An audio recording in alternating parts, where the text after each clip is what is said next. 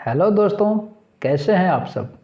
मैं आप लोग को अपने YouTube channel the SR foundation के प्लेटफॉर्म पे आज फिर से मैं हार्दिक अभिनंदन और स्वागत करता हूं। दोस्तों, आज मैं आप सबको बिहार राज्य, जिस राज्य से मैं बिलोंग करता हूं, मैं अपने राज्य बिहार की बदलते बिहार की बदतर होती शिक्षा व्यवस्था के बारे में कुछ बात करना चाहते हैं और मेरे मन में कुछ विचार हैं।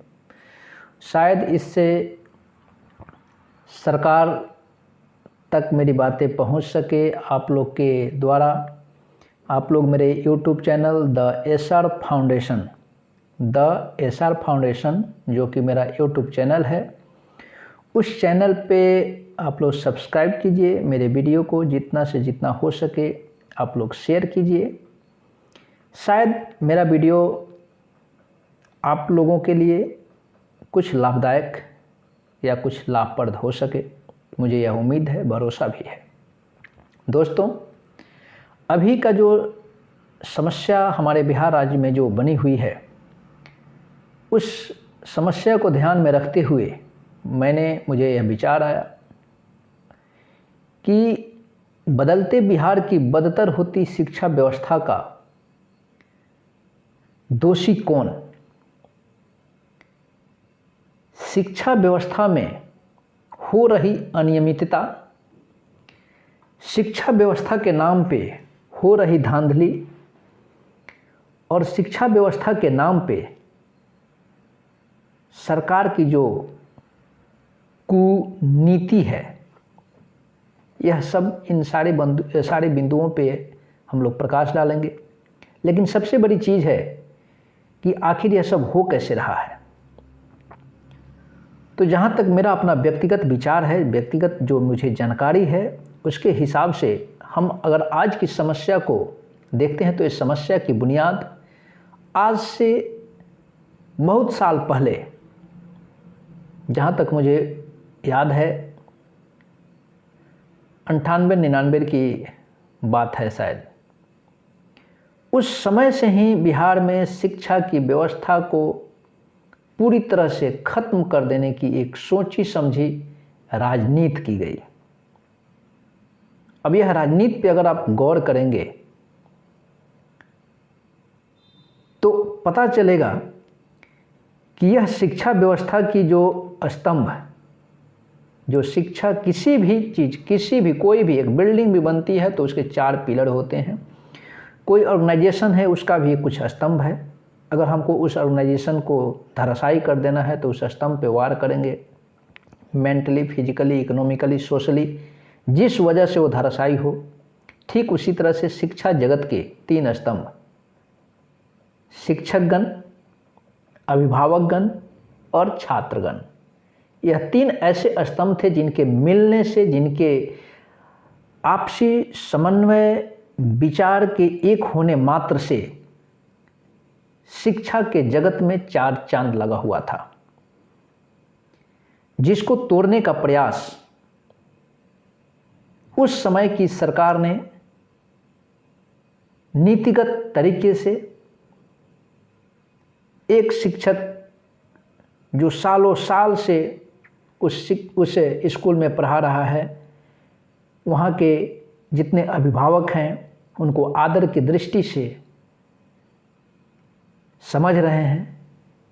सामाजिक, सोशली, ग्रामीण, हर रूप से चाचा भतीजा, हर तरह के इफेक्ट पड़ते थे।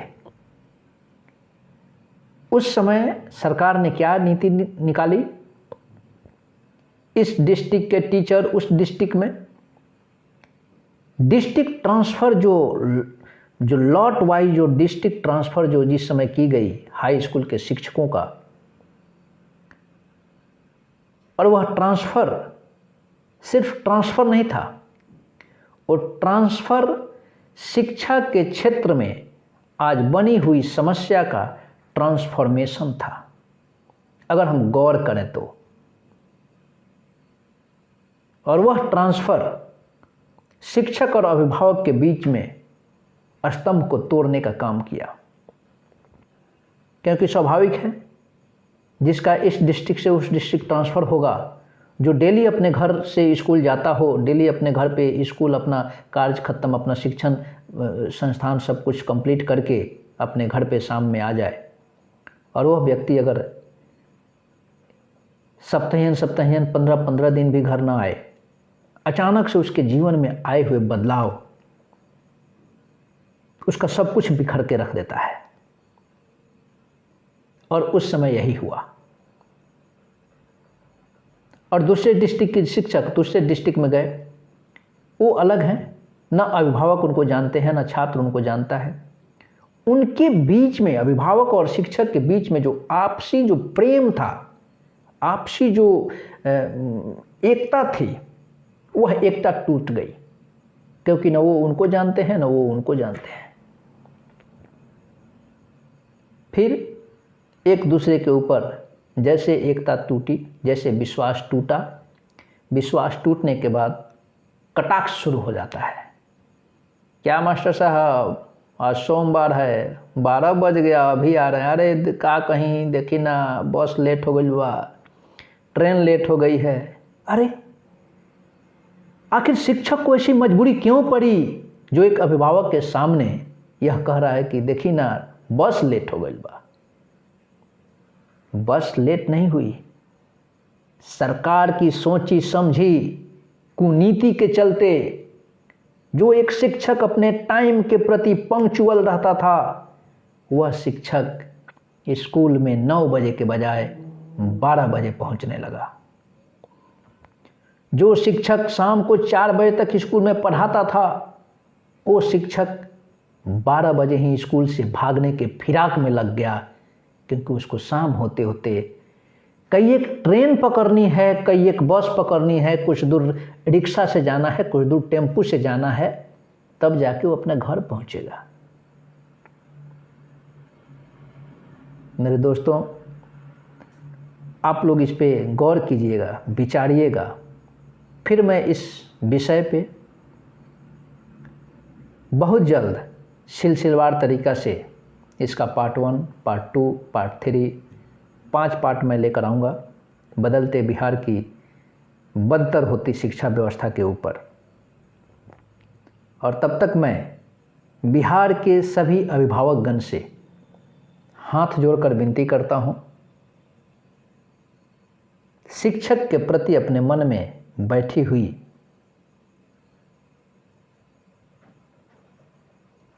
भावना को, जो विरोधाभास भावना है, उस भावना को आप लोग अपने मन से निकालिए, और जो सवाल आप शिक्षक से पूछते हैं, वह सवाल आप लोग सरकार से पूछना शुरू कीजिए। सरकार से पूछना शुरू कीजिए कि आखिर एक शिक्षक जो पहले शिक्षा प्रदान करता था, आज वो अंडा गिनने में लगा हुआ है। तो मैं अभिभावकगण से यह पूछना चाहता हूँ कि आप शिक्षा के प्रेमी हैं कि अंडा के प्रेमी हैं, कि चावल दाल के प्रेमी हैं, कि सोयाबीन की सब्जी की प्रेमी हैं। आप कभी शिक्षक से यह नहीं पूछते कि स्कूल में बच्चों का सिलेबस क्या है। आप कभी शिक्षक से यह नहीं पूछते कि हमारा बच्चा का आगे का भविष्य कैसे बनेगा। लेकिन आप शिक्षक से यह पूछते हैं, आप शिक्षक से यह पूछते हैं, मास्टर साहब छात्रवृत्ति राशि नहीं आयल, मास्टर साहब का ये महीनवा के मिड डे मीलवा के रसिया लगता खाइए जाए। अरे शिक्षा के मंदिर में चावल दाल का हिसाब किताब, शिक्षा के मंदिर में अंडा और भोंडा की काउंटिंग, सरकार जो चाहती थी वो की।